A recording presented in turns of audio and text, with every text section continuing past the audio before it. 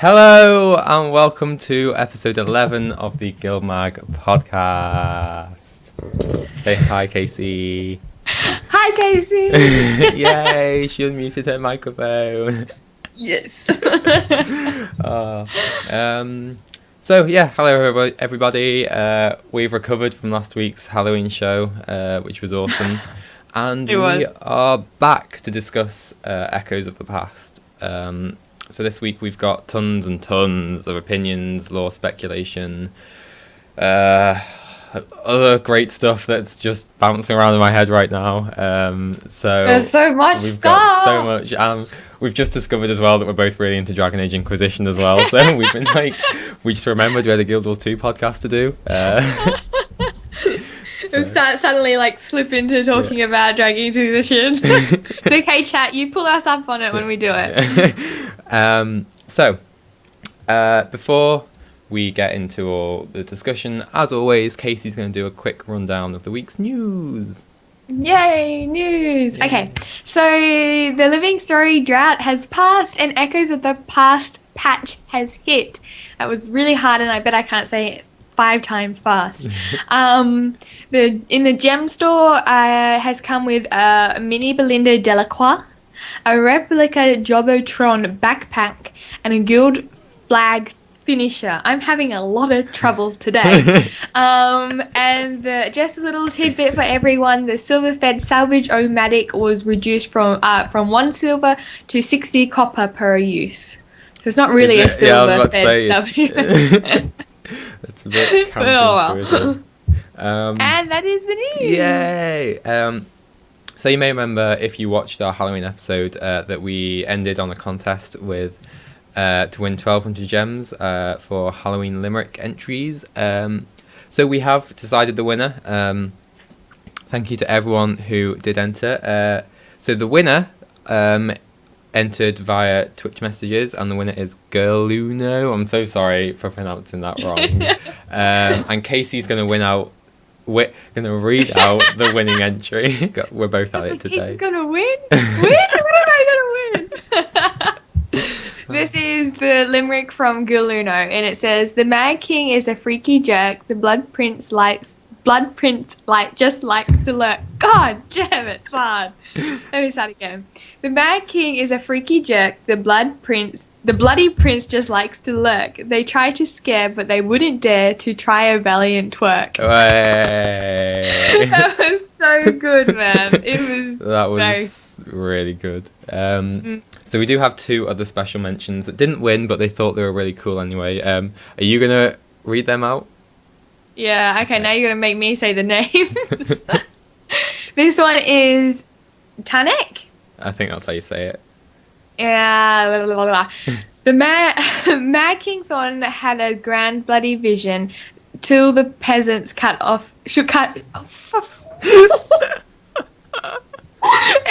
tongue is so thick today. It feels like it's got a little blanket on it. Let me try again. I'm so sorry, guys, for butchering your limericks. They are beautiful limericks, and I don't do them justice. So, Mad King Thorn had a grand bloody vision till the peasants cut short his ambition. It was really, he said, as they cut off his head, about game ethics in journalism. About ethics in game journalism. Blah, blah, blah. Yay. I like that one a lot. I don't know what he's trying to say, but it was a really cool rhyme. I don't get it, but it sounded pretty. Yeah. I don't get much, but I know when stuff sounds good, alright? And another one we really liked was by Victor Garbalou. I'm so sorry, that's his real name as well, so we've just butchered that. I'm so sorry, man. And now I butchered your name, so now I shall butcher your limerick. I'm so sorry. As the pale moon covers the sky, to the commands of the king we comply. We cheer, kneel and laugh, dance or be cut in half, but don't worry, I'm sure you won't die. Yay. That's a very good one. That's good. So thank you so much, guys, for sending in all those limericks. We actually got quite a few, which is great. It was lovely amazing. to read them all. It was great to see everyone's creativity. Girluno, make sure you get in contact with us via Twitch or contact at guildmag.com, and we'll sort out your 1200 gems. So, we're going to get on to talking about all the stuff that was released. Oh my god. So much. So we're going to start with, I think you're meant to be kicking this one off. Her name's next to it. So you're doing a lot this episode, looking down at these patch notes. You changed them! I haven't changed them. I'm sitting here going, I'm pretty sure I got Rowan doing this. I think you just changed it. No, you changed it. I promise I haven't touched this. You promise? I promise I haven't touched them. I think you're just... Right, I'll do it. Okay, so... We're not very organised today. I was organised, but this is as organised as my brain can get today. I'll change everything while you talk. Okay, so we're going to start off talking about Echoes of the Past, which was, of course, the thing that was released on Tuesday. So if you haven't played the patch yet, or you haven't finished it, we probably are going to be mentioning a hell of a lot of spoilers. So you might want to, if you're watching this live, you might want to go away, watch the recorded version once you've played it, or you might want to mute your ears for the most of the show. I mean... mute your ears! I don't even know what I'm saying anymore. Just turn down the dial on the hearing aid. I was trying to say like mute the show and then cover your ears, but it kind of just went to mute. Kind of defeats the purpose of the show, doesn't it? You might as well just turn it off. Don't turn it off. Stay with us. Yeah. So big spoiler warning. Normally we'd like wave when we're about to talk about something spoilery, but the whole of this show is going to be spoilery. So just putting that out there. So we're going to start with kind of a general overview of everything that happened, and then we're going to go into and really dive into the specifics of things because there's so much to talk about in so little time. So in the patch then, we had continuation of the Season 2 story, which we're going to run down in a minute actually. We got a new map, the Silver Wastes, just above Drytop, which was kind of a World v World inspired map. It's like World v World in PvE, which is weird and cool at the same time, I thought. I did see one post, someone like, oh my god, this is what Cursed Shore should have been like. And it would have been quite cool if it was. And again, we'll talk about that in a minute when we get to that. And we got loads of new rewards. We got the Carapace, I don't know how you say that. And what's the other one called? I can't remember. Luminous? Yeah, that's the one. That one's not out yet, is it? No, it's bugged, I think, so they've taken it away for a while. So we got those new rewards, and you get these. You get the Carapace one by doing the story. You earn the shoulders for completing this episode, I think. And then later ones are going to come in later episodes. And they look so cool, man. Unless you're a char, in which case, no new armor looks cool. But we'll skip past that. I have to admit the Azura as well get kind of, it doesn't look very good on the Azura either. We need some char and Azura love. So we're going to do a general rundown of the story and just talk about that a little bit. We're not going to go into the lore yet, that comes later. Everything that happened in episode 5 then. Ghosts in Fort Salma are running rampant. Belinda's ghost is there. We kind of clear them out. We've been tasked with helping... Oh, what's that priory woman's name? There's some priory explorer. I can't remember her name. Yeah. She's quite important as well, but I can't remember her name. I can't remember her name either. You're tasked with helping some priory explorer who's on her way to check out what's happening at Fort Salma, and then is going into this new zone. And she's kind of been attacked by ghosts, and Belinda's ghost especially. Then Jory and Casimir arrive. Jory arrives obviously to calm Belinda's spirit, and Belinda basically fuses herself with her old sword that Jory now owns. That was kind of interesting. I actually wasn't expecting that. Honestly, when I was watching that cutscene play out and I saw Jory's eyes, I was like, she's going to use this sword to kill her. Like, that was what I was thinking. And then she just goes puff into the sword. I was like, oh, okay. I have to admit, the quality of the cutscene was amazing. Yeah, like, it was. you felt the emotion of the instance. Like Jory's eyes were like, oh my, like that was the first time I genuinely felt like I've connected with Jory's character. Yeah. Because up until now she's kind of really been this, oh, I'm alright kind of necromancer. But that was the first time you've really seen her, like, really feel something and. Yeah, and the way that the ceremony of the way the sword is held, it's just lovely. It's really a nice ending. I feel, you know, as soon as they introduced Belinda, I was like, she's just here to die. She's an emotional death fodder. But like I kind of knew it, so I didn't expect to attach to her. But I think the way they did it was really nice. Yeah, I completely agree. So after that happens, we enter the PAC's new base of operations, Camp Resolve, which Kaysee's dubbed as Fort Trinity 2.0 in the patch notes. And to get there, we have to, we basically go through the abandoned Fort Vandal, which was, if you remember, where all those bandits were suspected to links with the White Mantle. And we go through there, and there's some cool little notes that have been left around because they've had to leave in a hurry because Mordramoth's vines have attacked. And there's some links to the White Mantle in there that we'll talk about again later on when we get into the lore stuff. So yeah, we regroup in the Silver Wastes at Camp Resolve with our team members, and they kind of just give general overview of what's going on. They kind of feel this is where Mordramoth's power is coming from, kind of extending outwards from here. And so we go on missions. We go to rescue Kaith and Kanak, who have gone to kind of scout out the area, and we discover, as Kaysee's put it, a little Mordrum nest in need of torching.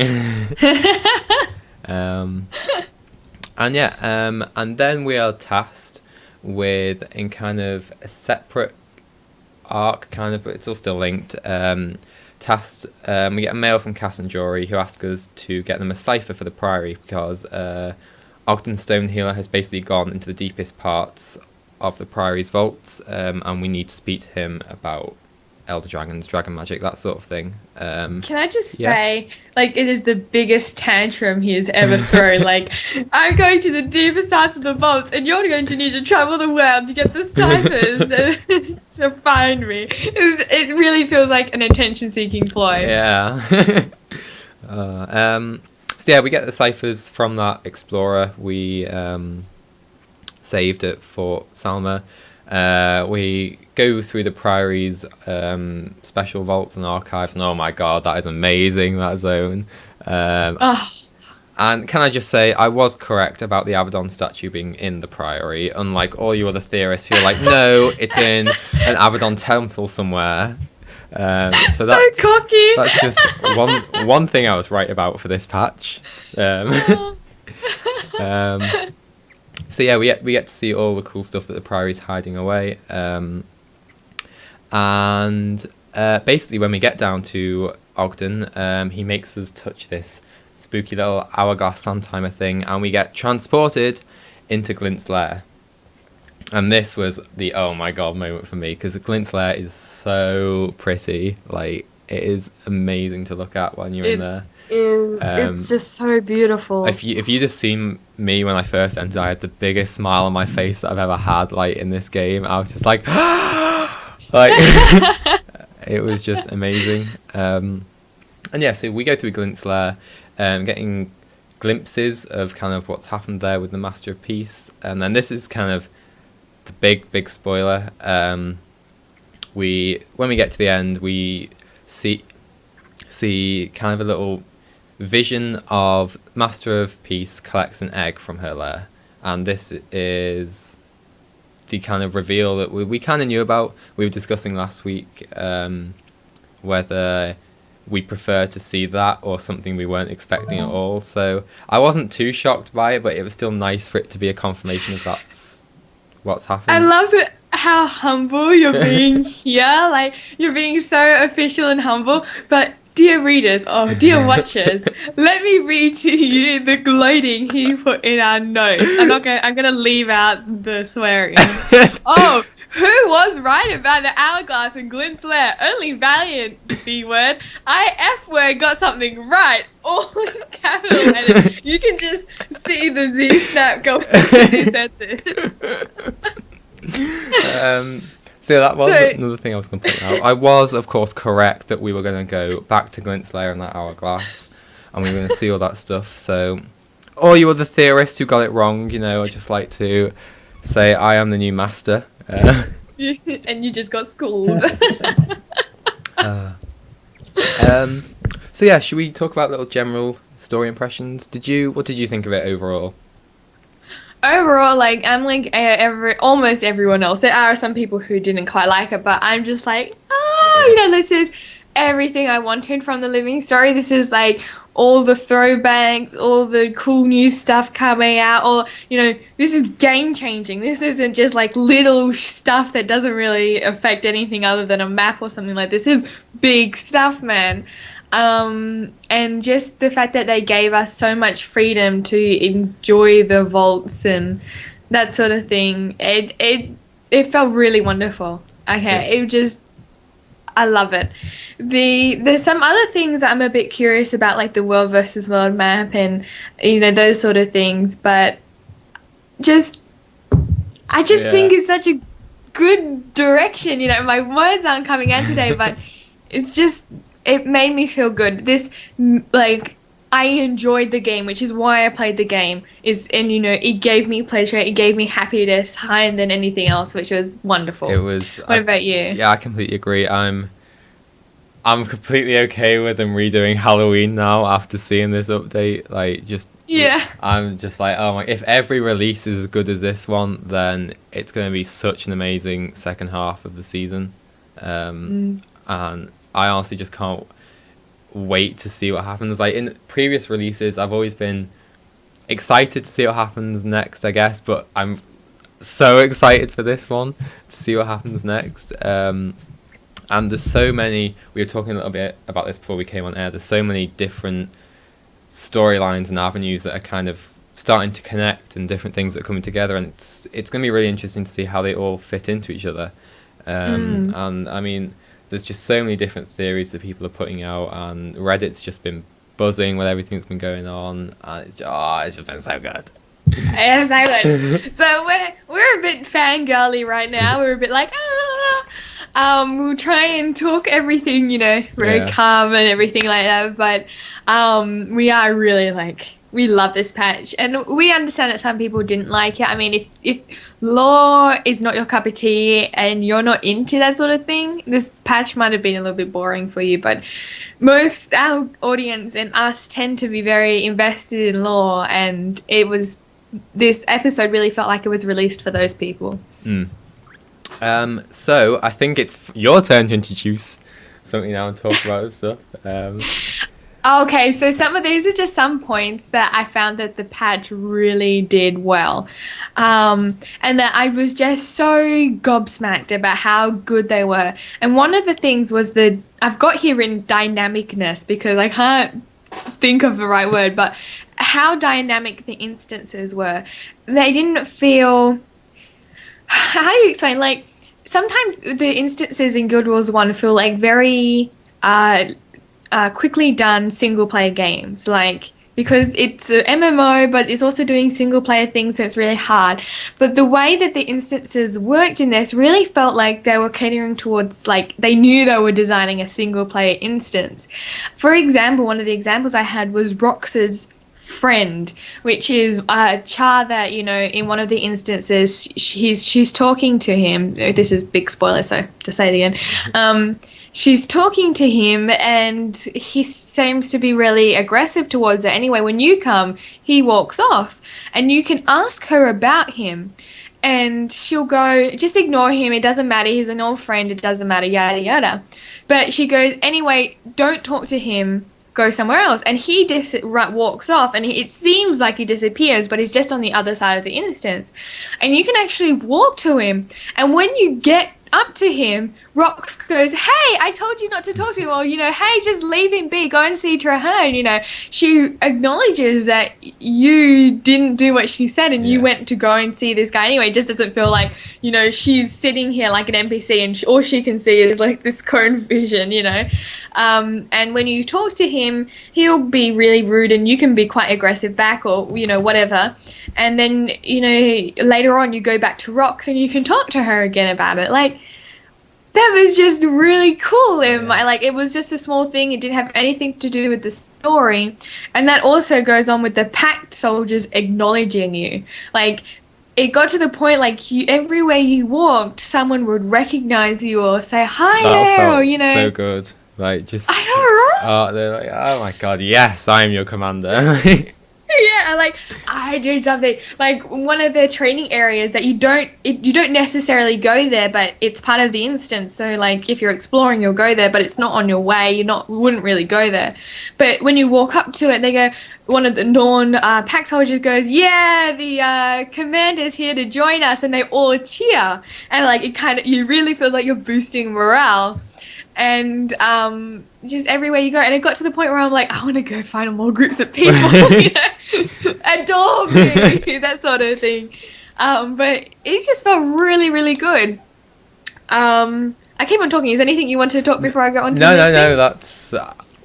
I mean, you've just said everything I could say about that. I just think it's really, really great to see stuff like that, and I really hope it continues in further patches, because it just adds a really nice other dimension to the game, really, and it makes it feel a lot more real rather than you're playing. It kind of helps to take you out of the fact that you're playing a game and these aren't real people, if that makes any kind of sense, you know what I mean? Like, like it's not so obvious that it's coding. I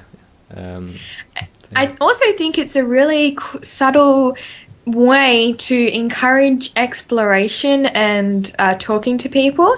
For example, like all the Priory members, if they were all people, like, honestly, I don't know if I would have gone around talking to made sure that I talk to every single person if there wasn't this shh factor, like every time you talk to someone, people around go shh. Yeah. And that kind of I loved it. I thought it was such a cool thing, these people telling us to shoo. So I went and talked to every single person.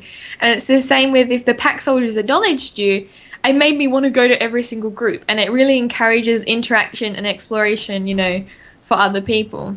Yeah, I completely agree.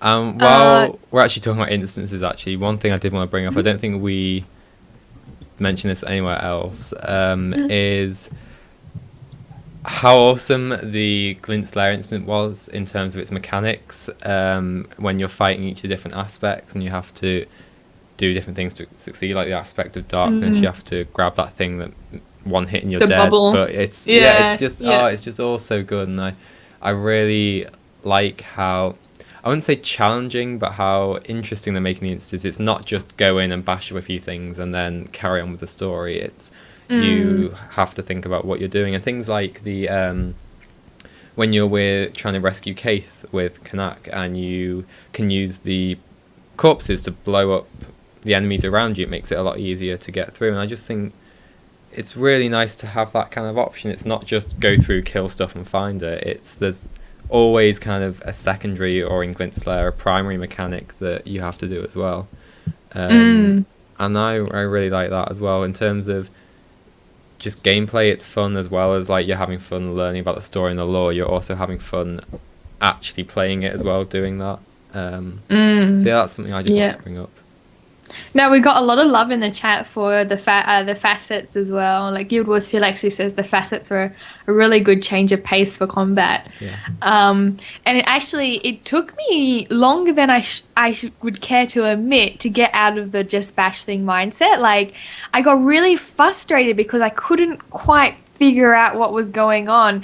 And I honestly, it's one of those things where I think if they added a little bit of communication, like, how does the bubble appear in one of the fights? I got frustrated because I didn't realize the bubbles were appearing, and those little things could help. But in the end, as much as I was frustrated, I was equally enjoying the change of pace. So I completely agree. Yeah, so it seems a lot of people did really enjoy that as well.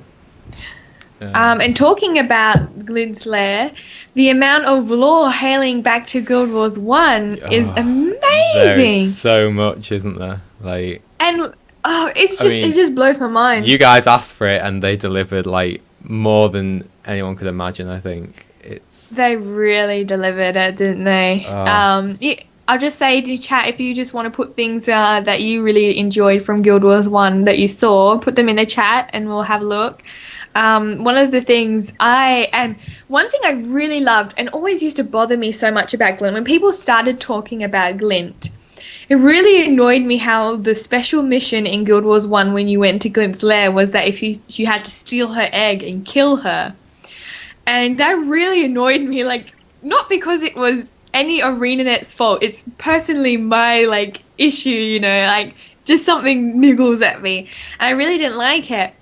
And they actually put in the fractal when Jory and Kaz are talking, they'll actually, Jory will say, you know, she was good to everyone except for people who tried to steal her egg. You know, she was a good mother, she protected her young. And, like, that reference to it was just like, I loved it. I honestly thought it was the best thing ever. I just... I know, it's just so good, and I'm getting emotional. So the other stuff from Guild Wars 1, do you want me to bring up, or are you gonna? No, I'll go through them. Okay, You look through the chat and see and pick out some things that you like. And so another thing from back to Guild Wars 1 was this ancient weapon from Guild Wars 1. And this ancient weapon was not a massive thing in the game. It was this it was from a loner, I'm pretty sure. And it was an ancient weapon that Yanel Brun, which is like this character, he said it destroyed his city, and it can be it's in the game, and there's a special mission to it, but it was never something big lore-wise. Anyway, so if you go into the Priory and you jump over the boxes in one of the area, you'll see a crate. And it says, on the crate, in New Crichton, says top secret. Actually, I've got it written down here. Top secret, domain priority, intel, don't open. And the lid is kind of off, and it's like this, the model for the ancient weapon is in the crate. And it looks very much like the Raiders of the Lost Ark thing. And you know how Raiders Lost Ark, he got carted off to a warehouse and had top secret on it. And I just thought that was so cool, like just little hidden Easter eggs that was on so many levels. That was so cool, I thought. And you know, I didn't get it as the ancient weapon. I just thought it was a Raiders of the Lost Ark reference, but it is actually something from Guild Wars 1. And talking about the Priory, in Guild Wars 1, there was like a little Easter egg. If you danced in front of Abaddon, he would dance back. And it was a video of it. I think he does the Japanese, that thing. And in this one, and then you down after he finishes his dance.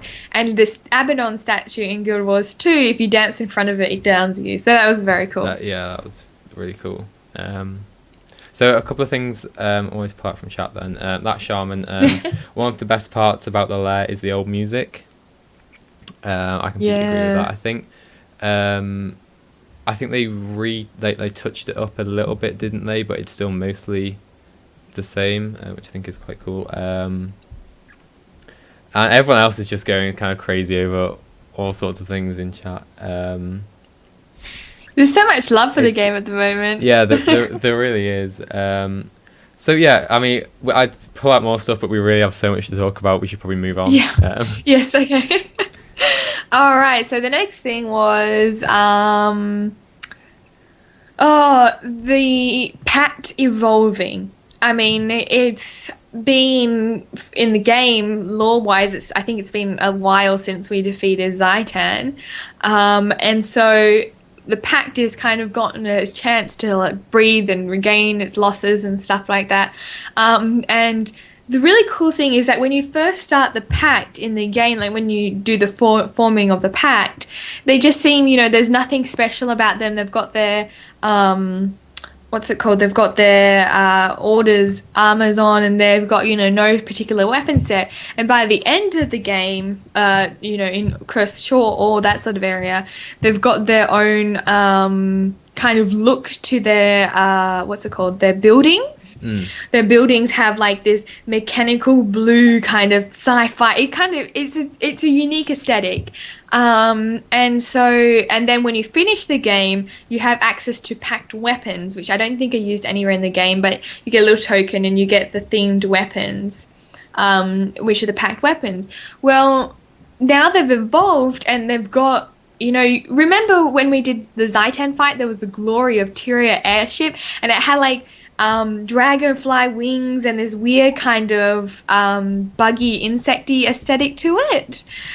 So now that's actually evolved into these new weapon set that the Pact have, which is this new kind of metallic blue insecty sort of theme. And now they have these new weapon sets, which really feels like the Pact is evolving and taking on its own identity, which is awesome, man. So I thought that was really important to note that things are evolving in the game and new things are coming out. Yes, and someone said in the chat that they're not obtainable yet, but I imagine one day they will be.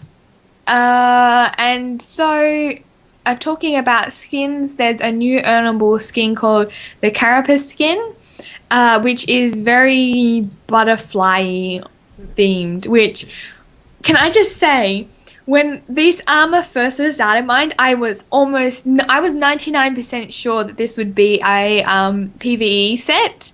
So I did PvP for some time, a PvP set. So I did PvP for some time. Can I say PvP more times in this sentence? PvP. I did some, and I'm just not very good at it. So I kind of gave up, and I was thinking I'm never going to get this skin. And I was so sad, and now that it's come out, you have no idea how happy I am. I love this skin. Like, I love my cats, and I love this skin. I love this skin. I don't know if you guys quite understand, but I love this skin.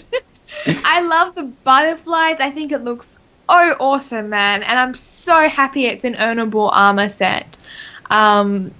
It's so great that you can earn it through doing the story. And I think this is starting to become kind of a trend with Arena. We saw the Halloween patch, the first ever outfit you could earn outside the gem store, and now we're getting new armors that you can earn through doing the story. I think if this trend continues, it's going to be definitely something really good. I completely agree. I think they both look amazing, unless of course you main a Char, in which case they don't look very good at all.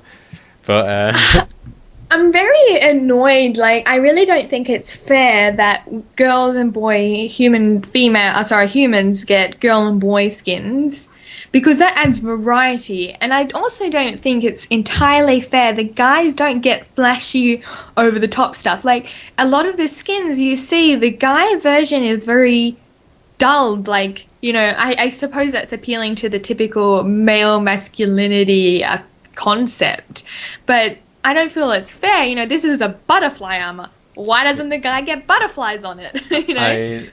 It's kind of, for me, honestly, it's a trend that's gone back to Guild Wars 1. In Guild Wars 1, most of my characters were female because I knew the armor 90% of the time always looks better on females than it does on males. So I think it's kind of something that's always happened with Guild Wars. I mean, it's not to say it should continue to happen, but I think it's something that always has. And I mean, personally, I'd love to see them give some love to, like you said, male armors, and then to Azura and Char as well. I mean, I'd settle for even having like separate female and male armors for Char and Azura. If you're going to mute one gender, like, obviously they design, and that really annoys me about the Azura and the Char, is they obviously design it for the male and then put it on both things. And there's just so many times the skins have come out and I thought, God, this looks so boring on an Azura. Do all the armors look the same because they're small to begin with? And Azura are these bombastic creatures. There's no way that they would wear like this, such a dull kind of tunic thing, No, so I honestly agree. If it's going to be a carapace armor and it's going to have butterflies on one thing, they should have butterflies on everything. Yeah. Or caterpillars, I guess. Oh no! I want you to say what I was going to say. Should we move on then? Yes. Okay, I keep on forgetting. And then the next thing was oh my god, guys. You don't know. This is turning really long. There was a time when we were doing, I think it was Living Story when the Shadow of the Dragon came out, and I had this long section ranting and raving about the bloody achievement skills, like getting the achievements for each thing, you know, like dodging all the AoEs in the story. And I think this was the Dragon's Reach Part 2. Yeah. And they had this thing like really getting really difficult challenges, but if you got it, it was something like you miss one dodge roll and you have to reset the whole instance. And this is the one where all the emissaries of Tyria come into the grove. So you have to wait for the parade, you have to talk to people, and I'm not a good dodger, you know, like I do make a lot of mistakes. And so when I did it, I was like so grumpy, and I had this long paragraph written out that Rowan mercifully saved you all guys from about how annoyed I was that you couldn't restart the instances.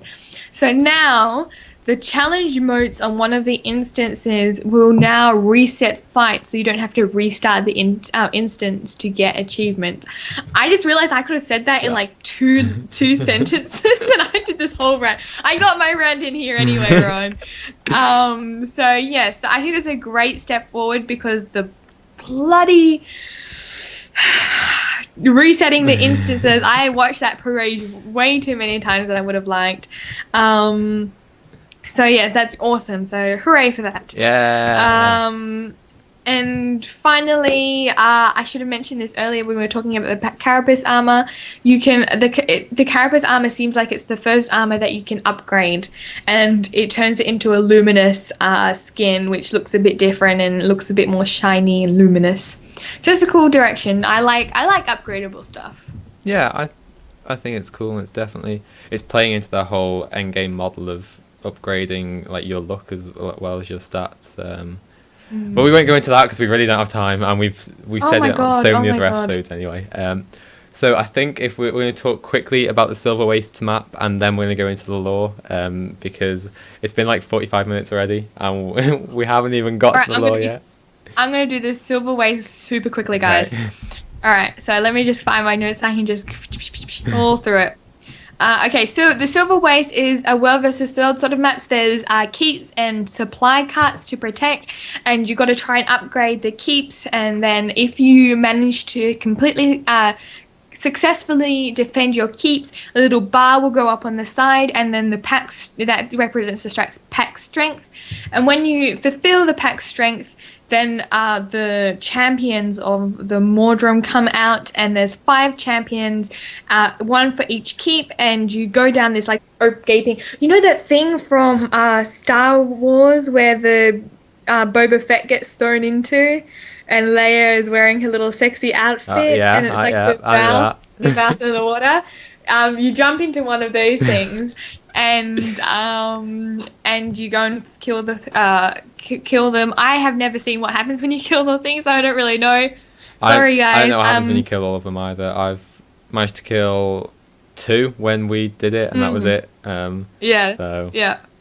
That's the general overview. Some quick things: the Mordrum AI on this map is nuts harder. Oh my God. I've seen one of them dodge out of my 100 blades, which I found sacrilege. Like, what? Don't dodge out of my 100 blades. And it's quite easy to die during these events. You can just get overwhelmed. One thing I just want to mention before we move on from that is those big bosses that open up in the ground. Oh my God. That is like a raid in itself, doing one of them. Like, I can't remember the first one, might be the second one. The second one I did, I can't remember exactly which one it was. But oh my, like, I was playing it with a friend of mine who we both do Final Fantasy 14 endgame raiding, and that's like for anyone who doesn't play it, it's really difficult. You have to be super, super coordinated. And we really, really struggle with this. We like, this is Final Fantasy 14 territory here. With the amount of AoE and dodging and mechanics that you need to survive some of those boss fights. I mean, I can't speak for all of them because I haven't done all of them yet, but the ones I did, oh my god. And like, especially considering they're doing the CDI on raiding at the moment as well, like that to me bodes really well if they do decide to go down that route. So that's just something I wanted to mention. It's a very good point. So you can carry on. Point. Okay. Another thing was there's no waypoints, or there's one waypoint on the map, and that makes it feel very World versus World. The consequences of death are so like you got to run back to wherever you were, and I hate dying. It really frustrates me. Like you have to run back from there, and sometimes I'm like, and I think that really encourages people to res. I've noticed that resing is a lot better now because it just takes so long to run back. So a lot of people have started resing, and that's really good. Great words there, Kaysee. It's really good. So the event cycle, so if you have to have like an organized map so that you can get to the boss stage, which is really good. I like maps that need organization. It feels really good. Feels like you're part of a community. Feels nice. And yeah, that's basically it. We've already mentioned that we have no idea what happens if you kill all the 5 bosses. Like, I'm not sure if you can go into the Mordrum base. Can I just say, the Mordrum base feels like the Mordrum base, because I tried to go in there and I have to be a thief to stealth in there, because otherwise you're not going to be able to get in there. There's just so many clustered around that area. Yeah, I tried to run up to it and then it's blocked by like vines, isn't it? And yeah. I don't know if like you said, if they disappear once you've killed all the bosses and you can go into it. If anyone in chat's managed to do it and they could tell us. Yeah, please. But, I mean, I didn't have too much trouble getting there because I just, as a Chardian, you generally charge head first into things and hope you come out the other end. And in that particular instance, I did manage to, but no, it was good. And I mean, yeah, if we can't get in there yet, I'm really looking forward to being able to later on. I mean, nobody said anything in chat. I won't carry on. We've got too much to talk about, so we'll save it for another show. Yeah, another show. Okay. So with that, then, generally, Silver Waste does get a big thumb up from Kaysee and I think. And we've pretty much said everything there is to say about it, actually, anyway. So here's the big one. The big lore dump that we're going to try and evaluate and analyse in a critical manner. No. Yeah. Without fangirling, like, ah! So yeah, there's so much to talk about. So I'm just going to kind of chuck out some topics and we can just say the first thing that comes into your head, I guess. Guys, put your opinions, thoughts, anything at all in chat. We love hearing them. Okay, so first one, confirmation on Glint's egg. Obviously in Glint's lair, we see the egg delivered to the Master of Peace. Question is who's actually giving the egg to him. I've seen in chat earlier, people were like, is Glint dead at this point? Is Glint still alive in the vision we're witnessing? We don't know yet. I don't. Do you have any thoughts on whether it's Glint giving it to him or not? They said during the patch that the eggs are in stasis, which kind of implies that no, she's dead, and that they were just sitting there, like time stopped when she died in that area. So the eggs are in stasis, I guess, which I think is just like they were just left there, to protect, Yeah. So I don't think there was anyone giving it to him. Yeah, I mean, I suppose it depends what way you look at it. You'd have to think about where spatially the eggs are, because it appears to drop down into his hand. So either the eggs are above him somehow, or there is something bigger to him giving it to him. So that's something to think about, I guess. I mean, I honestly have no idea. I don't think it's basically everything's just speculation at this point until we're told more, if we'll ever be told more. I mean, there's a lot of stuff that we tend to leave open-ended. So it might be one of those things we never truly find out. But the important thing is that he has the egg. That's a really big thing. So who cares where it came from? Well, I'll just quickly read out some opinions because the chat's got some good opinions. Northerner says Zephyrites took over the heritage from the Dwarven Brotherhood, but before Glint died, so Master of Peace might have been in contact with Glint before she was killed by Cargotoric, so it can either be before or after. Ink the Dink. Not, the Dink says not anything else. there was a deep voice and it dropped into his hands. That is possibly very true. Possibly Ogden. He seems to know a lot and is friendly with the Master of Peace. That's very true. There was that. Does anyone been able to decipher what it actually said? Because something definitely the voice as the egg dropped. Because it definitely said something. Definitely said like the vision definitely had a voice or something happened when the egg was delivered or dropped in his hands. Which is why I think a lot of people have been like, how has somebody given it to him? I think. Yeah. I did see some speculation that it was Glint who gave it to him because she foresaw what was happening with. The theory was that she foresaw Zaitan's downfall by the Pactinus and everything. And she knew what would happen with regards to magic in the world. And we'll get into all this in a couple of minutes, I imagine. And so the theory was that it was her that gave him the egg because Glint's child has some property that we'll talk about in a minute when we get to dragons and magic. Before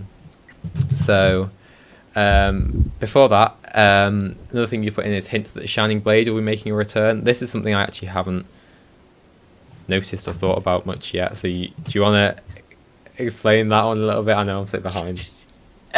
So there's tons of hints about the Shining Blade coming out. There's little things like the lost badges. The texture on them is actually the Shining Blade picture. So in these ruins, it kind of seems like someone has been. I thought they were the White Mantle symbols. Shit. I got it wrong. Oh my! You see, you throw me off, and now I did it on purpose. No. Okay. Oh my god! I warned him. I told him I don't think I'll be able to go through this show without really screwing up. How can I confuse the White Mantle and the Shining Blade? Well, okay, carry on then.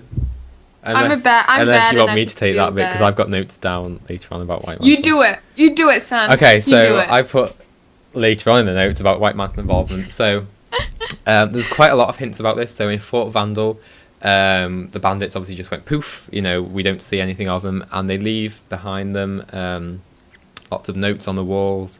There's even an unconscious bandit just lying in one of the little rooms. I don't know if they're going to do anything with that. I mean, surely they can't stay unconscious forever in that room. The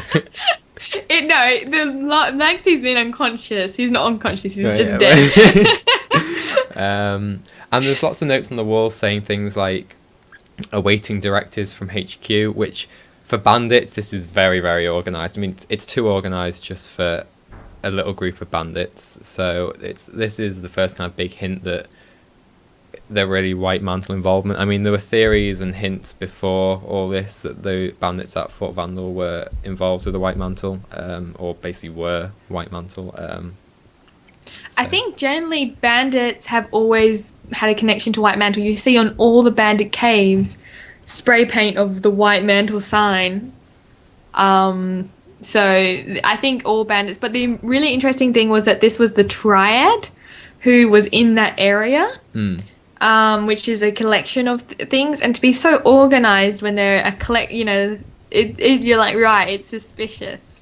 Yeah, and then like Kaysee was attempting to say, the lost badges that we can collect in Silver Waste all have White Mantle symbols on them as well.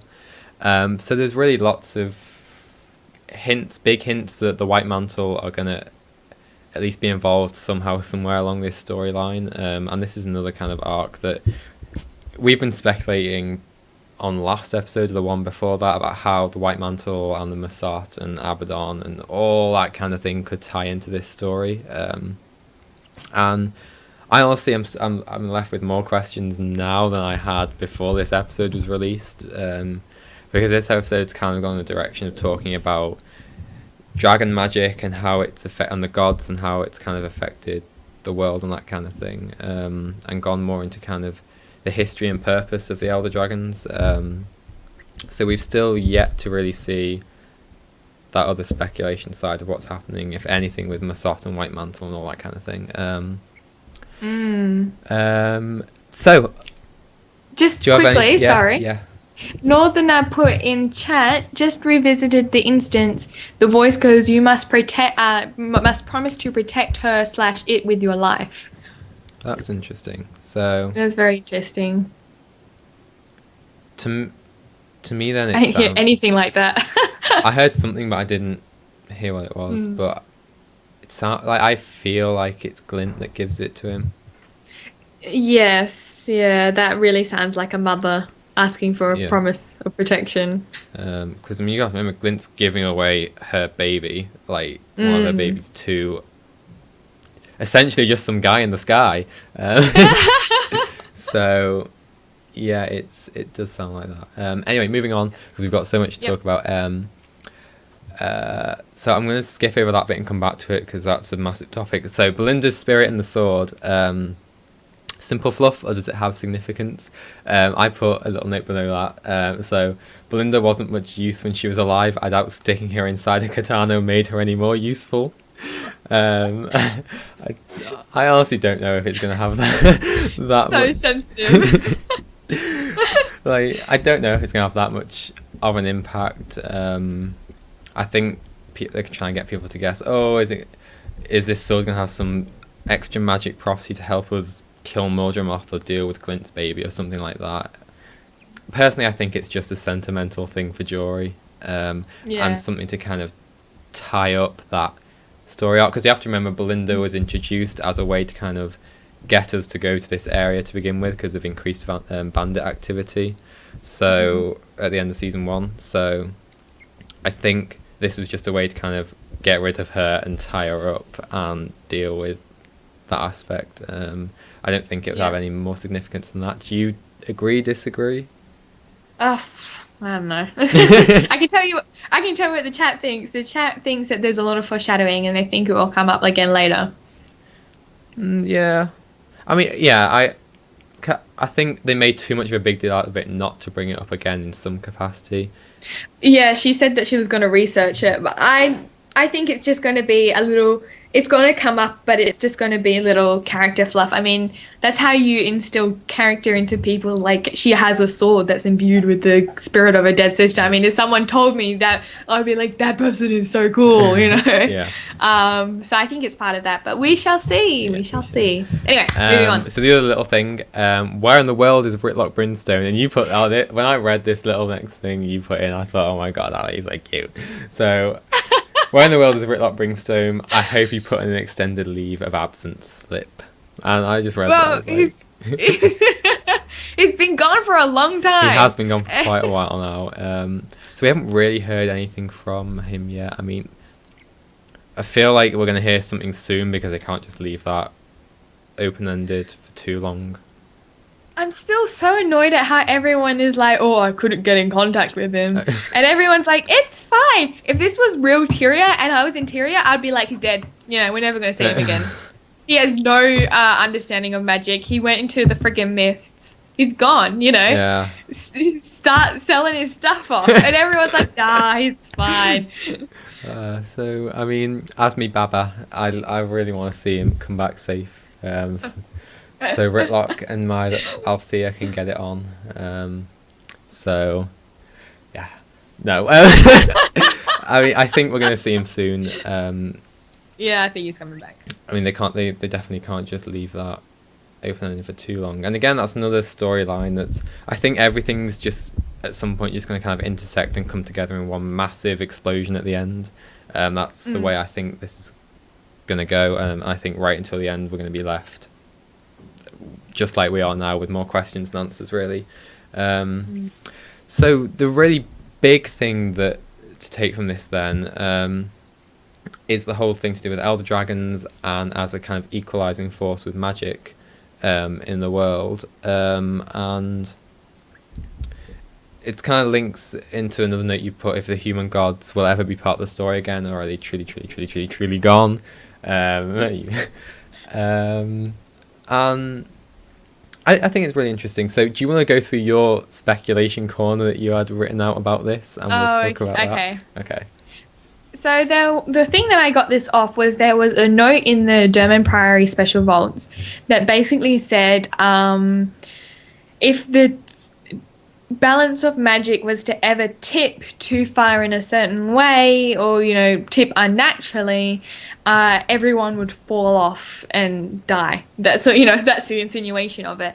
And we know that dragons are actually a natural part of the world. They were part of Tyria long before any of us, and us I say as Tyrians, and they are, you saw in that cutscene, they are actually part of the world's working.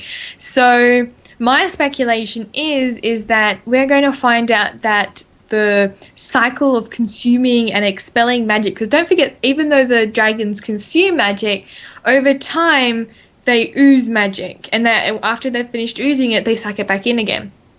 And I think that this cycle is actually really important we'll find out will be very important to Tyria, and by having no equalizing force consuming magic, we'll actually be in a lot of danger.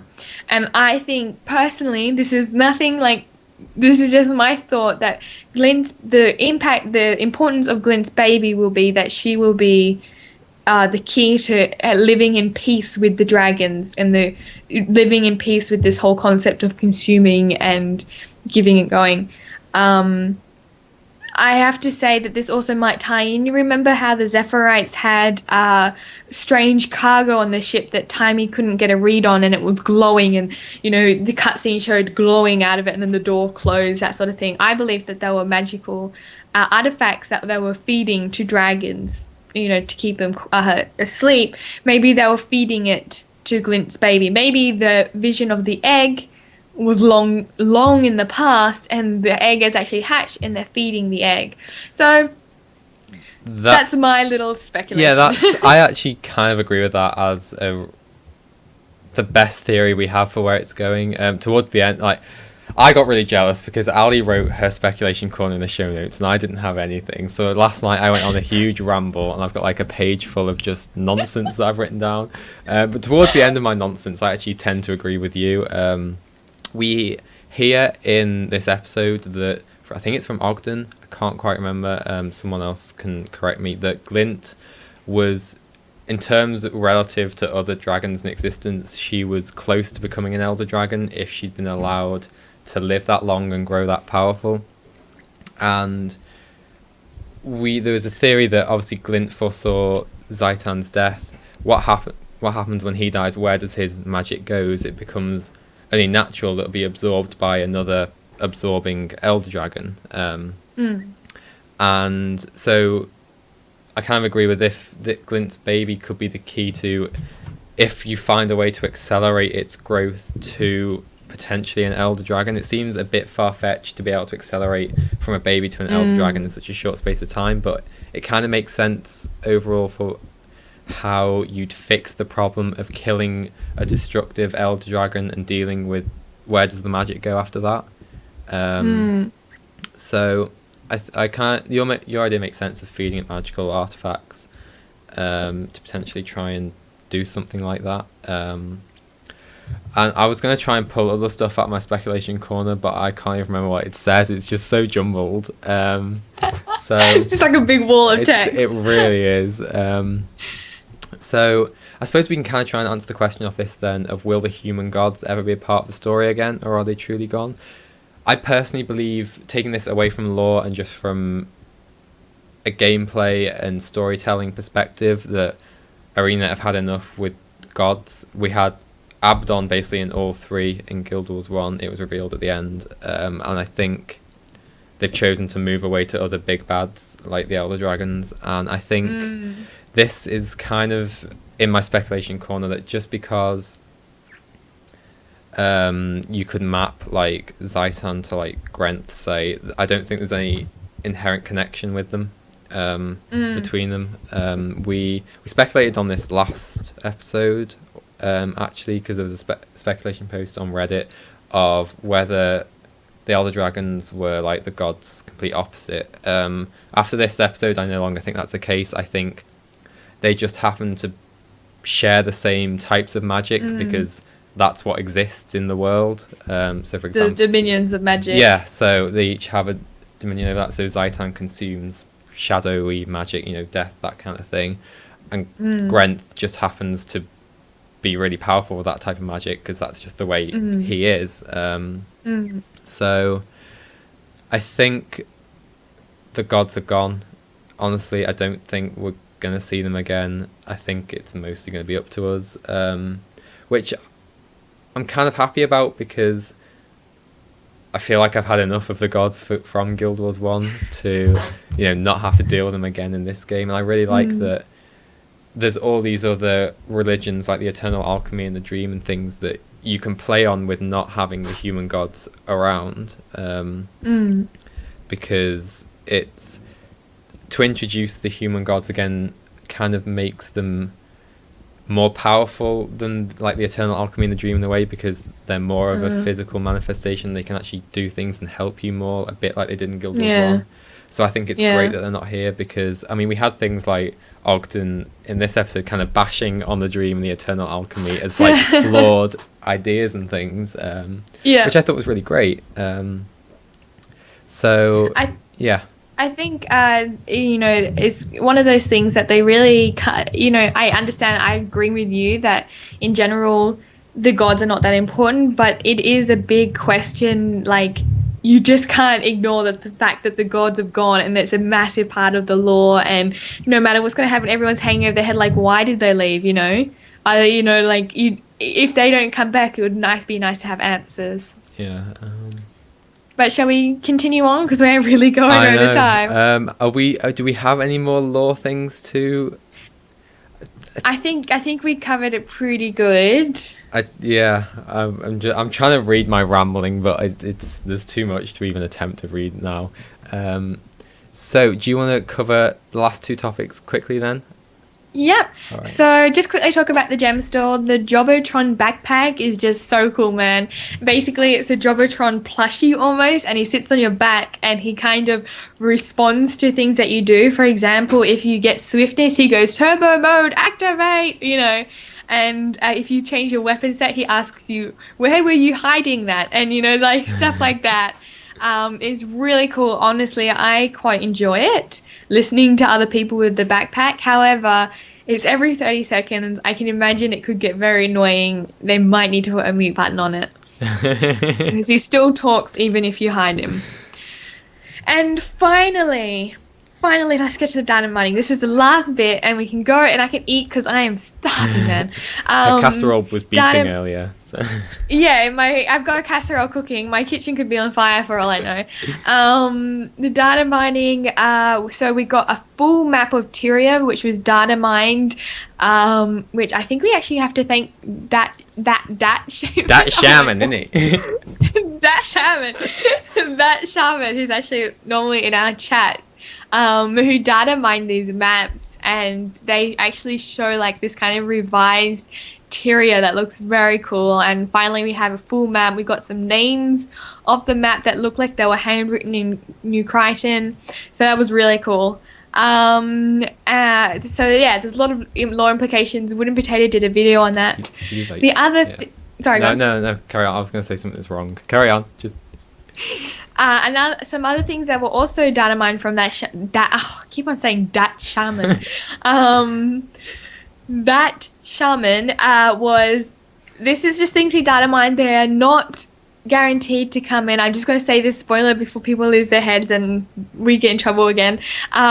These are just things that were data mined. One of them was the Storm Wizard weapon box, and I put next to that heavy breathing. Yeah. So that could mean maybe Sav is coming back. There is also a miniature Drubert's ghost. Too soon, ain't it? Too soon, man. You broke our hearts killing that little thing. We had to watch the vines sway with his body, and now you're giving us his ghost. And permanent gathering R model trons, which are basically the Jobotrons kind of gathering version, which I am looking forward to. I personally want the whole set so badly. And that's everything that we had to talk about. I'd love to be able to go in like more detail about the data mine map and stuff, but I think Oh yeah, we maybe don't have next time. episode. Yeah, I think we're going to leave that for next episode because I'm sure by then more people Yeah. have been able to translate more of it as well. So, I mean, thank you guys for everyone that's joined us today in chat. I'm sorry we couldn't read out more, especially with the lore Yeah. speculation. We really didn't have time for this episode. There was so much. We'll probably bring it back next episode because we'll have more to talk about and new theories and all sorts Yep. of things. Yep. So do come back and join us, and we'll share and talk about them then. So remember, if you're not watching this live, you can catch us every week, 10 a.m. GMT on twitch.tv/GuildMag if you fancy coming and chatting to us and sharing your views. Once again, thank you to, who's the winner? Girluno, for your Halloween Limerick entry. Remember to contact us for your 1200 gems. And that's about it, unless you have anything else you want to say before we head off. No, She's starving, man. just desperate for a casserole. I want my casserole. So yeah, thank you everyone for joining us. We will see you next week. Bye. Bye, guys.